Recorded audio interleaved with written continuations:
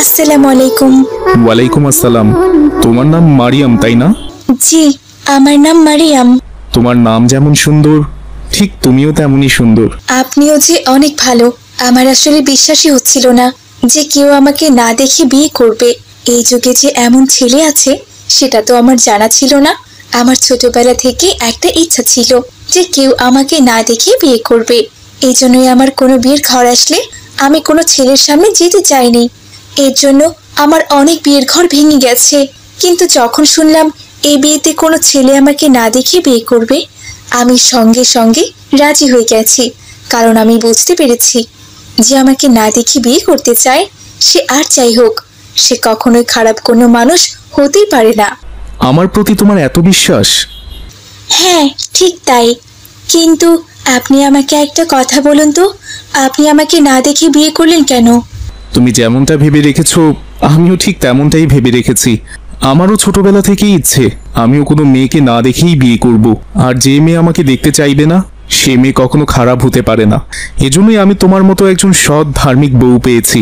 আলহামদুলিল্লাহ, সবই আল্লাহ তাআলার রহমত। তবে আপনাকে কিন্তু আমার একটা জিনিস দিতে হবে। আজ আমাদের বাসর রাত, আর এই রাতে আমি আপনার কাছে একটা জিনিস চাইছি। আপনি কিন্তু ফিরিয়ে দিতে পারবেন না। কথা দিন আপনি আমায় দেবেন। আচ্ছা ঠিক আছে, বলো কি জিনিসটা মারিয়াম?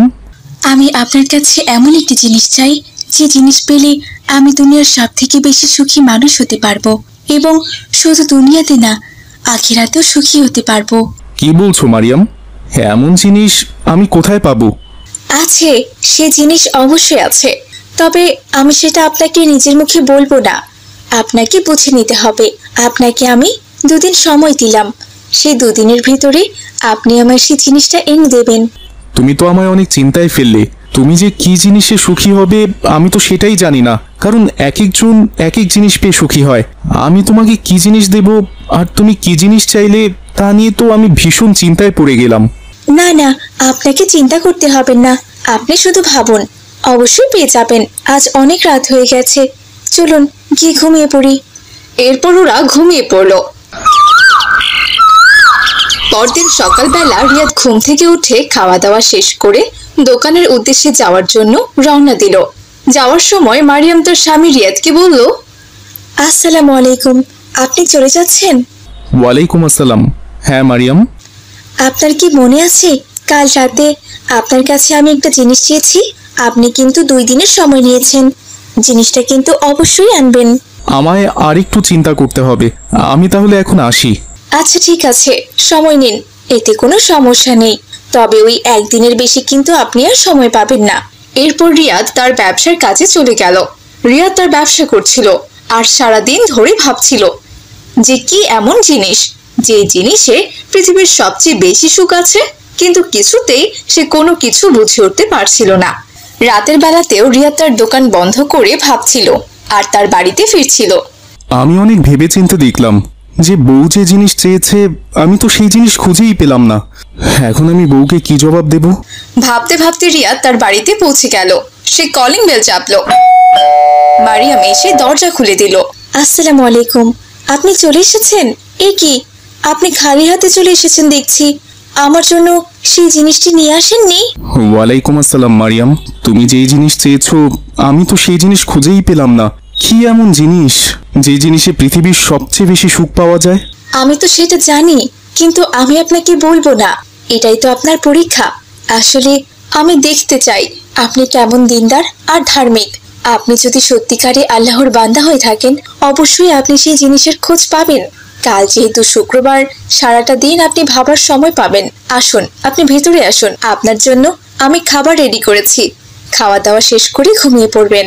এরপর রিয়াদ ভেতরে চলে গেল আর খাবার দাবার শেষ করে ঘুমিয়ে পড়ল। পরদিন সকাল হতে রিয়াদ বেরিয়ে পড়ল হুজুরের কাছে। আসসালামু আলাইকুম হুজুর। কেমন আছেন হুজুর? ওয়ালাইকুম আসসালাম। আলহামদুলিল্লাহ, আমি ভালো আছি বাবা রিয়াদ। শুনলাম তুমি নাকি বিয়ে করেছো। হ্যাঁ হুজুর, আপনি তো হজে ছিলেন, তাই আপনাকে দাওয়াত দেওয়া হয়নি। সমস্যা নেই বাবা রিয়াদ, তুমি বিয়ে করেছো শুনে আমি খুব খুশি হয়েছি। তা বৌমা কেমন? মাশাল্লাহ হুজুর, আমার বউ খুবই ভালো, ধার্মিক, দিনদার, পর্দাশীল। তবে হুজুর, একটা বিপদে পড়ে আমি আপনার কাছে এসেছি। কি বলো বাবা রিয়াদ, তুমি কি সমস্যায় পড়েছো বলো দেখি। আমার জানা থাকলে অবশ্যই আমি তার সমাধান দেওয়ার চেষ্টা করব। হুজুর, আসলে হয়েছে কি, আমার বউ বাসর রাতে আমার কাছে একটা জিনিস চেয়েছে এবং বারবার করে বলেছে যে সেই জিনিসটা তাকে দিতেই হবে। হা হা হা হা হা। বাবা রিয়াদ, বাসরাতে নতুন বউ তো ছোটখাটো কিছু আবদার করবেই। তা তুমি তো বাবা ব্যবসায়ী মানুষ, তোমার টাকা পয়সার তো কোনো অভাব নেই।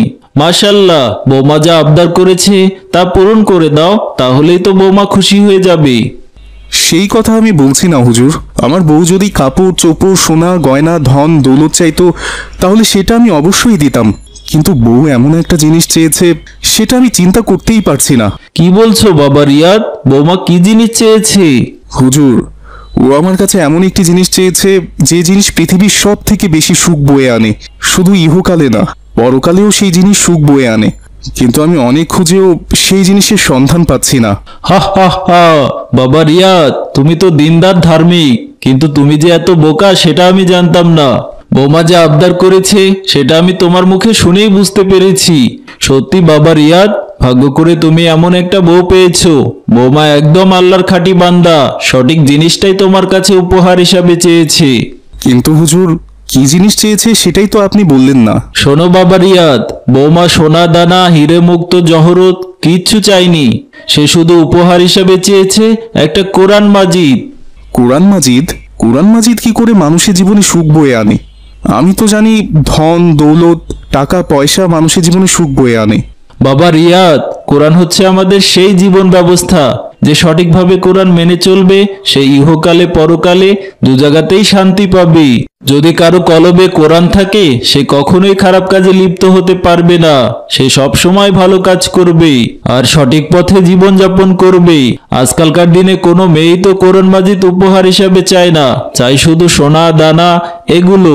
বৌমা যেহেতু তোমার কাছে একটা কোরআন মাজিদ চেয়েছে, তুমি আজই একটা কোরআন মাজিদ কিনে তার কাছে নিয়ে যাও।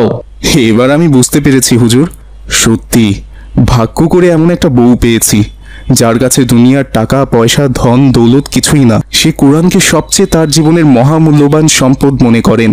আমি তাহলে এখন যাচ্ছি হুজুর, আজই আমি আমার বউয়ের জন্য একটা কোরআন মাজিদ কিনে নিয়ে যাব। হ্যাঁ হ্যাঁ বাবা রিয়াদ, তাই করো। আসসালামু আলাইকুম হুজুর। ওয়ালাইকুম আসসালাম বাবা। এরপর রিয়াদ হুজুরের কাছ থেকে বিদায় নিয়ে বাজারে চলে গেল আর বাজার থেকে একটি কোরআন শরীফ কিনে নিয়ে বাসায় চলে এলো।